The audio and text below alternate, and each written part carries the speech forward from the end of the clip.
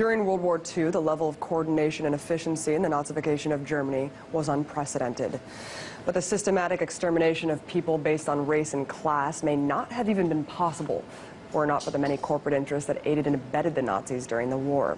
You know, for everything we learn about Hitler in the Second World War, the one thing that's conveniently omitted from history books is the role corporations played in the conflict.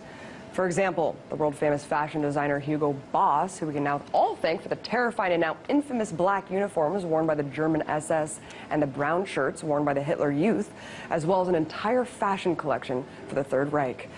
Well, being a Nazi Party member himself, Hugo Boss benefited greatly from the cheap labor of concentration and POW camps to manufacture the uniforms.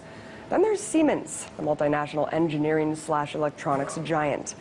See, during Hitler's rise in the 1930s, Siemens was used Nazi prisoner labor to build everything from railway infrastructure to communications and electrical power. In 2002, Siemens received international condemnation for its plans to trademark the name Zyklon for a line of home appliances that included gas ovens. Coincidentally, Zyklon is the same name as the deadly poison gas used to exterminate Jews at concentration camps.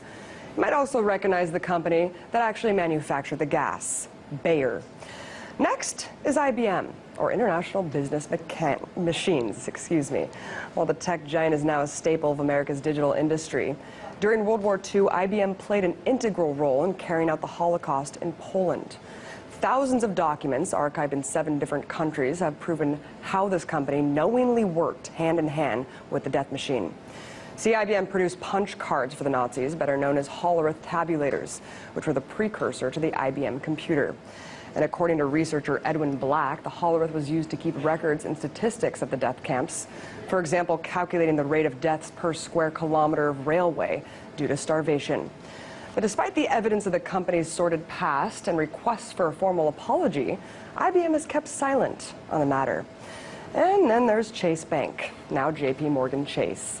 And while we don't need any more reasons to distrust this financial behemoth, between 1936 and 1941, Chase, along with a few other U.S. banks, helped Germany with currency exchange. Unclassified documents from the U.S. Department of Treasury point to a disturbingly close working relationship between Chase and German authorities. In fact, in 1998, Chase finally acknowledged that its Paris office had preemptively seized nearly 100 Jewish accounts before German officials had even asked them to do so. But perhaps the most shocking example of the corporate Nazi connection is Ford Motor Company, Hitler's most prominent foreign benefactor. Yes, the legendary American entrepreneur Henry Ford was also a famous anti-Semite. In 1937, Adolf Hitler had a special medal created for foreign friends of the Third Reich, and the regime awarded it to Henry Ford that very same year.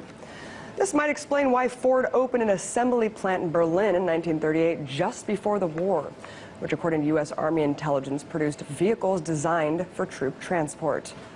But these are only a few examples of the handful of corporations that ensured the success of the Holocaust. And thankfully, Hugo Boss and Siemens have set up a compensation fund for the victims of Nazi Germany.